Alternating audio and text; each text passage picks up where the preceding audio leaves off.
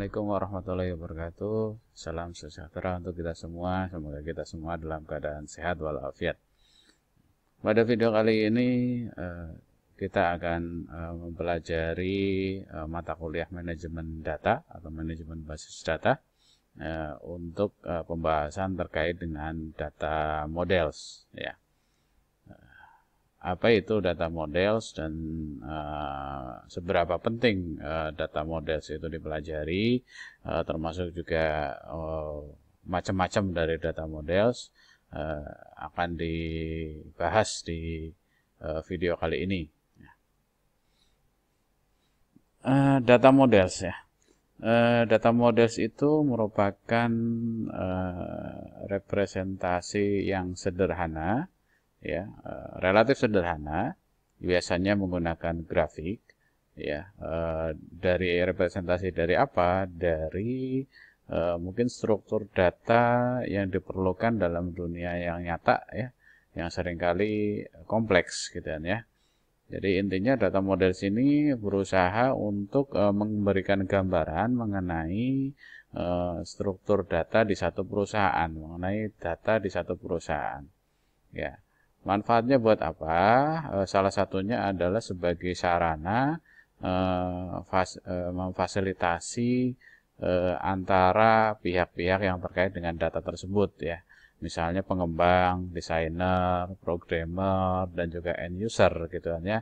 Data model digunakan untuk mengkomunikasikan antara satu user dengan user yang lain, ya, sehingga masing-masingnya punya persepsi yang sama terhadap data atau terhadap database, gitu. End user, ya, itu seringkali memiliki pandangan yang berbeda, cara pandang berbeda, persepsi yang berbeda terhadap satu data. Untuk itu perlu disatukan cara pandang tersebut, gitu kan, ya, agar nanti pengembangan satu sistem, satu aplikasi itu bisa sesuai dengan apa yang diharapkan oleh user itu sendiri, gitu ya. Nah, data model ini mengorganisasikan data dari berbagai macam jenis atau tingkatan user, gitu ya. Nah, selanjutnya ini gambar menarik, ya. Ini gambar menarik, sering ada di buku-buku software engineering, gitu kan, ya, yang dalam dunia nyata seringkali ini terjadi, gitu kan, ya. Kita bisa dalam satu project, ya, teman-teman yang mungkin sudah pengalaman untuk ya, mengerjakan atau terlibat dalam satu project mungkin pernah menemui hal-hal seperti ini, gitu kan, ya. Jadi misalnya di sini customer, gitu ya, klien itu mengeksplainnya atau menjelaskannya, ya, apa yang dia inginkan itu seperti ini, gitu ya, sebuah ayunan dengan 3 tingkat dan sebagainya, gitu ya. Nah, project leader, ya, atau mungkin developer, gitu kan, ya, menerima itu, developer leader, ya, project manager, ya, memahaminya itu cuman seperti ini, gitu kan, ya, memahaminya cuman ayunannya cuman satu, gitu kan, ya. Beda lagi view-nya dari seorang analis, gitu kan, ya. Saat analis mendesainnya beda lagi, gitu kan, ya, berbeda lagi, sehingga ini sudah nggak cocok, gitu kan, sudah nggak match dengan pihak yang lain, ya. Demikian juga programmer kadang dalam menulis program mengimplementasikan apa yang sudah didesain oleh si analis bisa jadi berbeda lagi, gitu kan, ya. Terus selanjutnya bisnis konsultan. Nah, bisnis konsultan ini kan marketing, ya. Marketing itu biasanya ini agak ini melebih-lebihkan, gitu kan, ya. Jadi yang dibikin oleh programmer itu cuman ayunan kecil pakai kayu, ada ceritanya luar biasa, ya. Yang dibikin programmer mungkin kecil, kemudian sederhana, tapi diceritakan itu sebagai sesuatu yang wah, gitu kan, ya, yang luar biasa. Ya memang jiwanya marketing begitu, gitu kan, ya, seringkali melebih-lebihkan sesuatu, gitu kan, ya. Ini biasanya sih hal-hal marketing, urusan marketing ini sangat dibenci nih sama programmer atau pengembang, gitu kan, ya. Karena kadang kan terlanjur cerita ke klien itu terlalu muluk-muluk, gitu kan, ya, sehingga nanti dibebankan penerapannya ke si programmer atau pengembang, gitu kan, ya. Itu. Eh, tapi itulah yang terjadi gitu ya. Seringkali itu tidak sinkron, tidak sesuai. Ya, menarik lagi pada saat bicara dokumentasi gitu ya, ternyata kosong di sini gitu ya, tidak ada dokumentasinya sama sekali gitu ya. Ini di Indonesia secara umum kita lemah sekali di sisi dokumentasi di sini gitu ya. Oke, kemudian pada saat instalasi, nah hanya seperti ini. Yang lucunya lagi adalah customer membayarnya itu dengan sedemikian mahal gitu kan ya. Untuk bikin ayunan dia bayarnya kayak bikin taman bermain gitu kan ya. Itu sering terjadi gitu kan ya, di pemerintahan atau di proyek-proyek yang besar gitu kan ya. Dananya besar, sangat besar sekali, miliaran gitu kan ya. Hasilnya hanya berupa situs portal yang misalnya menggunakan Joomla atau WordPress gitu kan ya. Itu kan tidak sebanding dengan biaya yang dikeluarkan.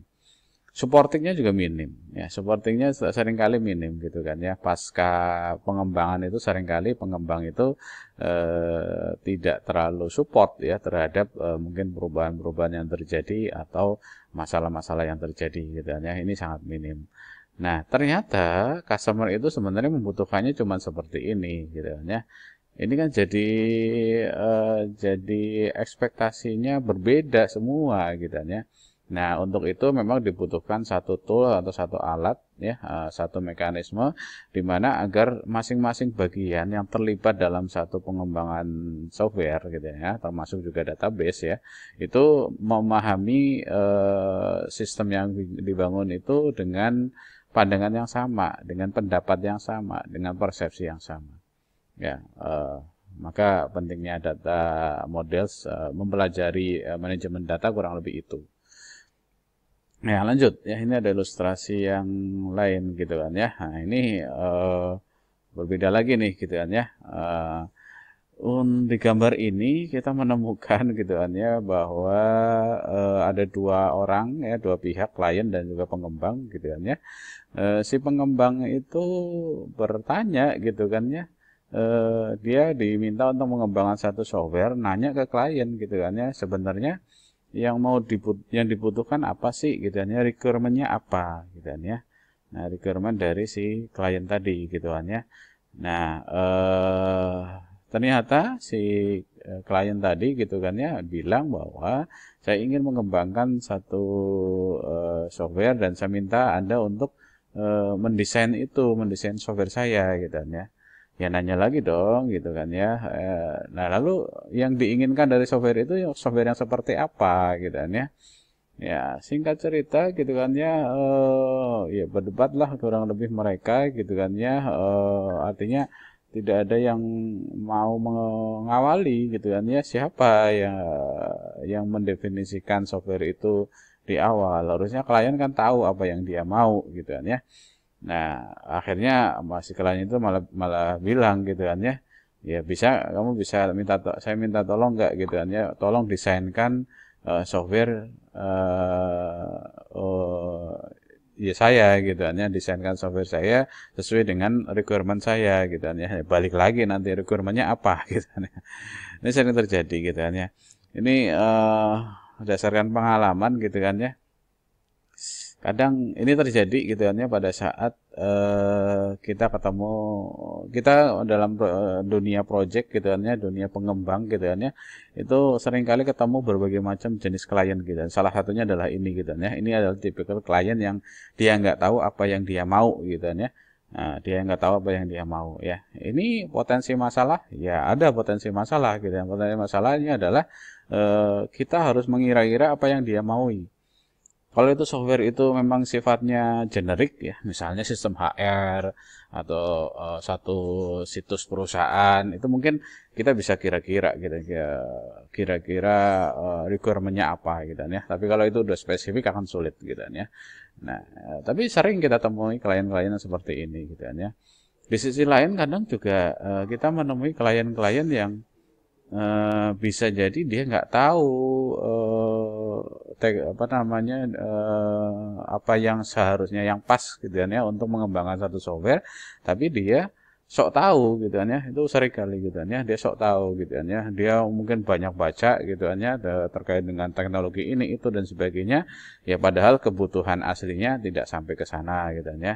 Nah, klien yang sok tahu ini juga potensi menggagalkan satu proyek itu besar ya, besar sekali gitu kan ya, karena kenapa gitu kan, karena dia pasti memaksakan teknologi tertentu gitu kan ya, memaksakan teknologi yang mungkin menurut dia itu pas gitu kan ya, menurut dia itu canggih terkini gitu kan ya, tapi sebenarnya tidak terlalu dibutuhkan, tidak terlalu pas gitu kan ya. Nah, kita akan saya pribadi gitu kan akan sangat senang gitu kan kalau ketemu klien yang dia tahu apa yang dia mau gitu kan ya. Dia tahu apa yang dia mau, dia tahu apa yang dia inginkan gitu kan ya, apalagi mungkin sampai mendesainkan atau merancangkan gitu kan ya satu satu software yang diinginkan dengan detail gitu kan ya. Itu terima aja lah kalau apa namanya project seperti itu, terima pasti gitu kan ya. Oke. Jadi itu gambaran pentingnya komunikasi yang baik gitu kan ya, requirement yang baik antara si setiap pihak yang terlibat dalam pengembangan satu software. Nah, ini data model basic building block gitu kan ya. Jadi berdasarkan model secara umum gitu kan ya, data itu bisa dipecah atau dibagi menjadi 4 blok gitu kan ya. Yang pertama adalah entitas ya. Entitas ini merupakan segala sesuatu gitu kan ya, yang disimpan gitu kan ya, yang akan disimpan atau dikolek gitu kan ya dari satu sistem ya, data apapun itu ya. Jadi intinya bicara entitas ya bicara mengenai data apa yang disimpan gitu ya, objek apa yang ingin disimpan dalam satu sistem gitu kan ya. Kemudian yang kedua, atribut. Atribut ini adalah karakteristik ya dari entitas ya. Karakteristik ini nanti ya wujudnya berupa field ya, kalau entitas itu berupa tabel gitu kan ya. Selanjutnya dari masing-masing entitas itu seringkali dihubungkan satu dengan yang lain ya, maka di situ disebut sebagai relationship. Ya, relationship ini hubungan antara entitas satu dengan entitas yang lain. Ya, terakhir adalah constraint gitu ya. Constraint ini merupakan restriction atau batasan-batasan dari satu data gitu ya. Restriction misalnya apakah ada foreign key, kemudian ada unique key, ada primary key, itu constraint ya, untuk masuk constraint ya. Nah, business rules ya. Nah, ini menarik bicara business rules, ini selalu menjadi awalan ya dari pengembangan satu software gitu kan ya, di satu instansi itu biasanya kita bicara mengenai business rules gitu kan ya, atau aturan bisnis ya. Aturan bisnis ini merupakan satu bisa jadi berupa dokumen ya, tertulis maupun tidak tertulis dan ya, tertulis maupun tidak tertulis, yang mendeskripsikan kebijakan, prosedur, prinsip dan sebagainya dalam menjalankan suatu perusahaan gitu kan ya. Nah, bentuknya tadi bilang ya, bisa tertulis atau tidak tertulis. Ya, pada saat kita ketemu business rules yang sudah tertuliskan dengan baik di dalam satu dokumen, maka kita enak gitu kan ya, kita tinggal membaca dokumen itu dan mendeskripsikan dan juga mengimplementasikan dalam bentuk penyimpanan atau dalam bentuk sistem gitu kan ya. Itu mudah sekali gitu kan ya. Cuman masalahnya adalah banyak perusahaan saat ini yang seringkali business rule ini menjadi knowledge yang tersimpan di dalam kepalanya pimpinan-pimpinan atau kepalanya pihak tertentu gitu kan ya, atau disebut sebagai tacit knowledge gitu kan ya, knowledge yang masih di awang-awang, di pikiran gitu kan ya. Nah, itu harus dieksplisitkan dulu ya, diubah dulu menjadi explicit knowledge gitu kan ya. Dengan cara apa ya, banyak nanti cara atau metodenya untuk mendapatkan aturan bisnis atau business rules tadi. Ya tadi ya dibilang ya, ini harusnya dituliskan, kemudian up to date, dan terkadang juga berkaitan dengan organisasi yang sifatnya eksternal, dan harusnya mudah dipahami dan juga secara luas dilaksanakan oleh seluruh pihak gitu kan ya. Nah, bisnis rules ini menjadi sangat penting dalam pengembangan software karena tadi ya menjadi sumber dari pengembangan atau desain software itu sendiri gitu kan ya. Ada di mana tuh source dari business rules ya? Tadi ya bisa dalam bentuk tacit knowledge, bisa eksplisit ya. Yang tacit knowledge antara lain misalnya kita bisa dapatkan dari pimpinan perusahaan, dari penentu kebijakan, manajer departemen ya, atau dari interview dari user gitu kan ya. Jadi kita bisa mewawancara itu gitu kan ya, user untuk apa? Untuk mengetahui keinginannya seperti apa ya. Rules bisnisnya seperti apa ya. Nah, atau bisa juga dari dokumentasi yang tertulis ya. Dokumentasi yang tertulis gitu kan ya, yang berupa standar, prosedur, manual dan sebagainya. Itu kita bisa gali itu menjadi satu sumber dari bisnis rules atau aturan bisnis gitu kan ya. Ya, saya pernah punya pengalaman yang terkait dengan aturan bisnis ini gitu kan ya. Saya menerima satu project gitu kan ya, yang waktu itu sebenarnya sih limpahan dari pihak lain gitu kan ya. Diminta untuk mengubah sistem HR di satu perusahaan dari yang desktop ke yang web gitu kan ya. Kelihatannya mudah karena kan hanya mengubah dari yang desktop ke yang web gitu kan ya. Problemnya adalah gitu kan ya, karena butuh pengembangan yang cepat ya. Manajer IT-nya waktu itu bilang gitu kan ya, ya udah gitu kan, pokoknya intinya ini ubah jadi web gitu kan ya. Nah, permasalahannya terjadi adalah kita sebagai pengembang tidak langsung bisa bersentuhan dengan user ya. Kita hanya diserahkan waktu itu database-nya saja ya, tanpa diserahkan source code dari sistem aslinya ya. Nah, itu kan jadinya bisnis rulesnya akan meraba-raba gitu kan ya. Ya, meraba-raba kan kita nggak bisa tahu juga dari database itu, walaupun ada database-nya, ada isinya, tapi kan kita nggak tahu prosesnya seperti apa. Meraba-raba proses gitu kan ya. Akhirnya project terhambat gitu kan ya, hampir 2 tahun itu tidak ada perkembangan signifikan ya. Di tahun ketiga gitu kan ya, saya mencoba untuk bicara dengan manajer IT. Kebetulan manajer IT-nya sudah berpindah tangan atau berganti, untuk agar saya bisa bersentuhan dengan user ya, sehingga tahu gitu kan ya, user itu inginnya apa gitu kan ya.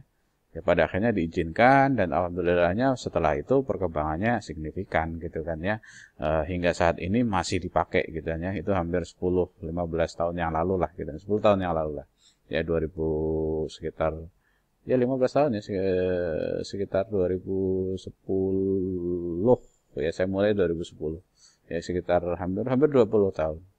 Ya. Oke, itu pengalaman gitu kan ya, pentingnya kita bersentuhan dengan user untuk memahami apa yang diinginkan oleh user itu sendiri gitu kan ya.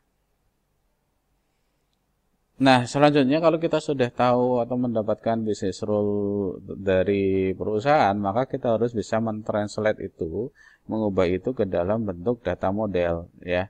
Gunanya buat apa ya, tadi ya, menjadi sarana komunikasi antara user dan desainer gitu kan ya, sebagai suatu standar persepsi terhadap data gitu kan ya, agar masing-masing user, masing-masing pihak itu memandang sistem itu sebagai satu kesatuan, kesamaan persepsi yang sama gitu kan ya.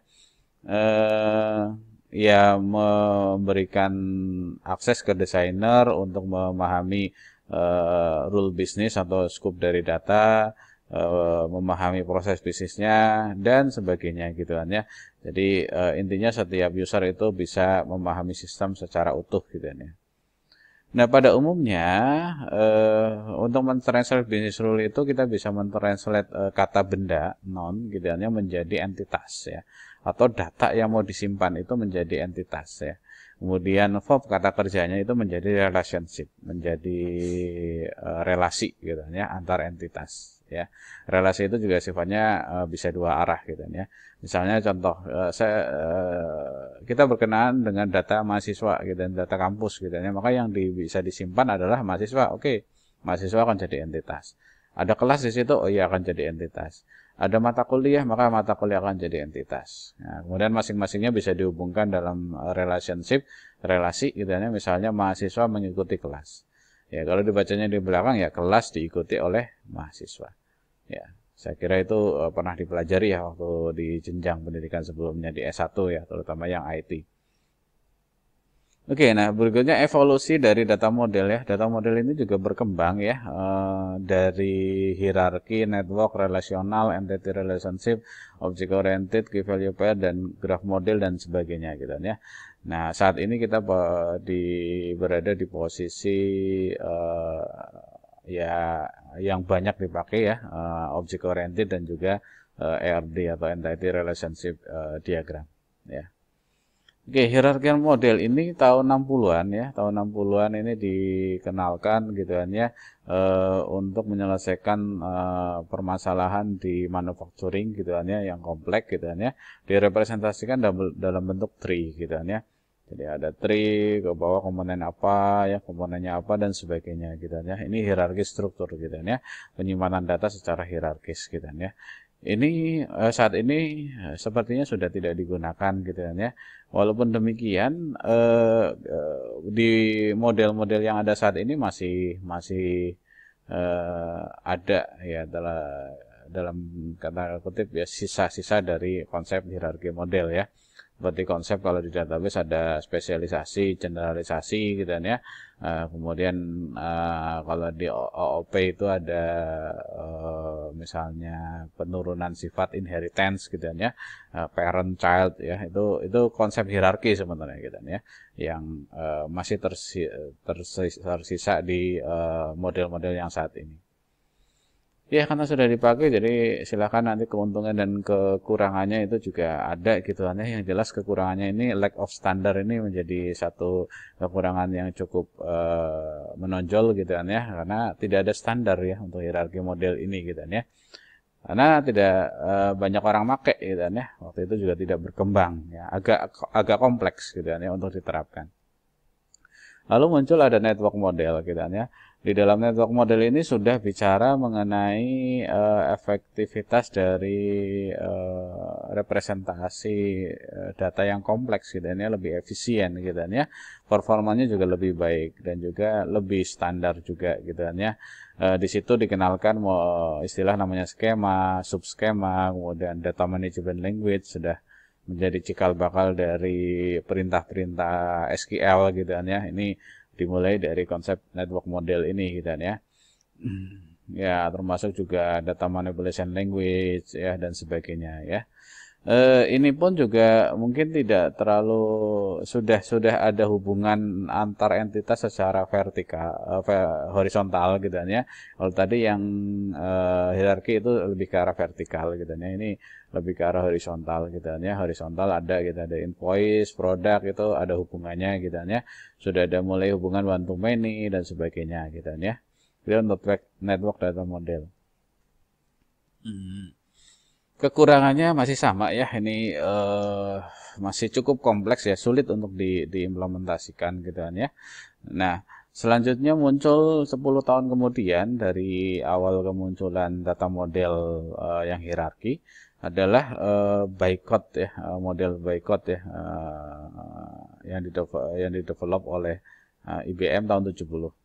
Nah, ini lebih secara konseptual itu jauh lebih simpel dibanding yang sebelumnya gitu ya. Sehingga setelah munculnya relational model itu muncullah relational database management system gitu atau DBMS, RDBMS gitu ya. Yang ini kita pakai sampai sekarang ya, tahun 70-an gitu kan ya. Di situ ada bicara mengenai table gitu ya. Di dalam table nanti ada field ya atau kolom gitu ya.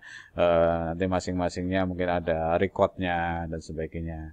Kemudian diagram yang digunakan adalah diagram relasional gitu kan ya, yang mana nanti ada beberapa simbol yang menjadi standar di dalam relational model. Jadi relational table ini secara aslinya itu adalah struktur logika, logis gitu kan ya. Jadi bukan fisik gitu kan ya. Jadi bagaimana secara fisik penyimpanan datanya itu tidak menjadi concern gitu kan ya, di user atau desainer gitu kan ya, itu nggak penting, tapi ini lebih ke arah membantu end user sama desainer untuk memahami database secara umum ya, penyimpanan datanya bagaimana gitu kan ya. Nah, contohnya misalnya ini relational model yang digambarkan dalam bentuk tabel gitu kan ya. Ini tabel di database gitu kan ya. Ini ada table agent gitu kan ya, yang terkoneksi dengan customer yang dihubungkan dengan agent code gitu kan ya. Ya, ini gambaran yang lain gitu kan ya, relational diagram yang sudah dalam bentuk diagram seperti ini. Ya, ini simbol one to many-nya ini juga beragam ya. Ada satu tanda tak terhingga seperti ini nih, one to many ya. Ada pakai angka 1, kemudian bintang, bisa ada yang pakai nomor karakter 1, kemudian M, itu one to many dan sebagainya. Itu dipersilahkan saja mau pakai yang mana. Di relational ini juga dikenal kelebihannya adalah sudah standar gitu ya, dan sangat mature gitu ya, sangat handal ya, dengan adanya dukungan struktur query language gitu ya, SQL ya. Sudah ada SQL-nya yang berlaku standar untuk semua relational model database gitu ya. Ini secara luas itu diadopsi gitu ya.